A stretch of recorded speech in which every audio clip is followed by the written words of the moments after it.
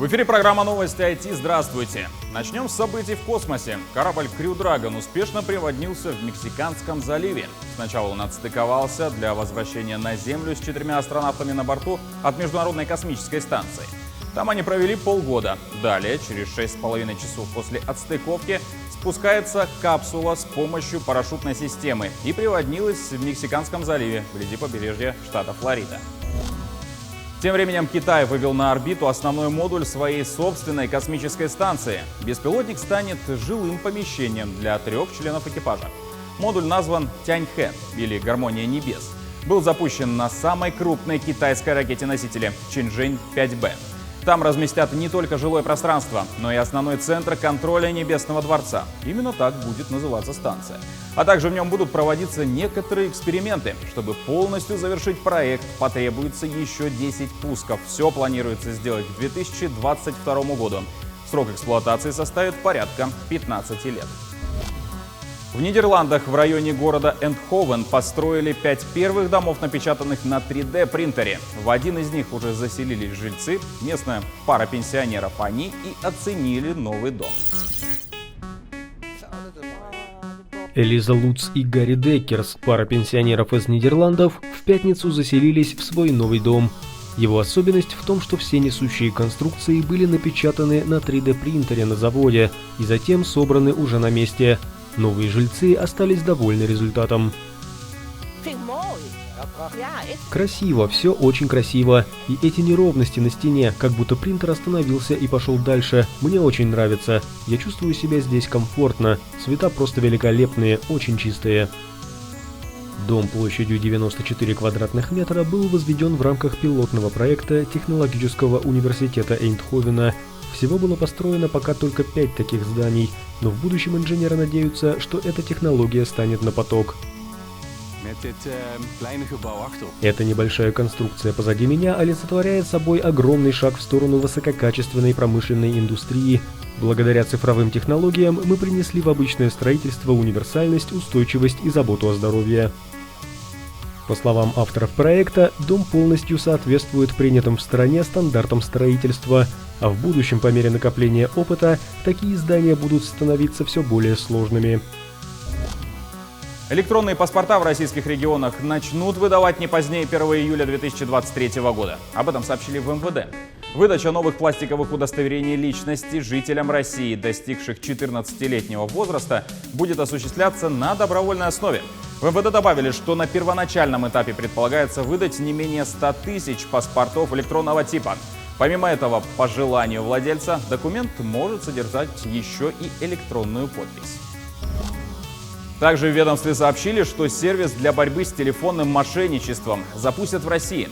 Он получит название «Антимошенник» и будет внедрен в мобильное приложение МВД. Сервис будет оповещать пользователя о том, что ему звонят или пишут СМС с номера, который ранее использовался для совершения противоправных действий. В прошлом году телефонные аферисты похитили у россиян почти 150 миллиардов рублей. При этом чаще всего люди сталкиваются с махинациями с банковскими картами. Средний ущерб граждан от телефонных мошенников в 2020 году варьируется от 27 до 50 тысяч рублей в зависимости от контекста звонка. Компания Apple ставит в невыгодное положение сервисы музыкального стриминга в угоду собственному приложению Apple Music. Таким выводом пришла Еврокомиссия. Теперь американской корпорации грозит крупный штраф. Компанию Apple вновь обвинили в нарушении антимонопольного законодательства ЕС. На этот раз речь идет о том, что американская корпорация препятствует свободной конкуренции в области музыкальных приложений. Строгие правила магазина App Store вынуждают разработчиков использовать его систему оплаты, не позволяя информировать пользователей о других вариантах покупки. При этом сервисы должны отдавать Apple комиссию в размере 30%. Клиенты платят больше, и стриминговые платформы таким образом оказываются в невыгодных условиях. Мы обеспокоены тем, что Apple искажает конкуренцию на рынке музыкального стриминга в пользу собственного сервиса Apple Music, отмечает комиссар ЕС по вопросам конкуренции Маргрета Вестагер. По ее словам, требования Apple негативно влияют на другие приложения, увеличивают их затраты, снижают маржинальность, а также привлекательность на платформе Apple. Если факты о нарушениях по результатам окончательного расследования подтвердятся, корпорации грозит штраф в размере 10% от годовой выручки. Разбирательство в отношении IT-гиганта начали в 2019 году после жалобы другой крупной шведской стриминговой платформы Spotify. Сайт о строительстве Ленского моста разработают в Якутии. Новый информационный портал на совещании обсудил первый зампред правительства региона Дмитрий Бердников. Он сообщил, что договорились разработать интернет-ресурс, где будет размещаться актуальная информация. Ранее наш телеканал передавал, что НВК «Саха» будет транслировать процесс строительства моста. На месте возведения установят стриминговые камеры, чтобы якутяне могли наблюдать за тем, как возводят объект. Министр инноваций Анатолий Семенов провел тематический стрим на платформе Instagram, центральной темой которого стала подготовка кадров. Впервые были приглашены гости. На сегодняшний день 85% от общего объема экспорта Дальнего Востока приходится на наш регион, а это более 2 миллиардов рублей. Семенов заявил, что работа в этом направлении ведется силами не только Мининноваций, но и Министерства образования, так как объем рынка IT колоссальный, и удовлетворить его можно только общими усилиями. Одним из спикеров стал Эдуард Готовцев, директор студии «Фантастик», который рассказал, кто уже сегодня требуется в их компании. Ну, вообще, давайте начнем с того, что у нас в команде сейчас уже почти 70 человек, и мы растем, мы продолжаем расти. Я думаю, что у нас скоро будет 100 человек, а там и дальше будет расти цифра. И мы в постоянном поиске программистов, мы в постоянном поиске 3D-моделеров, 2D-художников, мы в постоянном поиске от левел-дизайнеров, саунд-дизайнеров.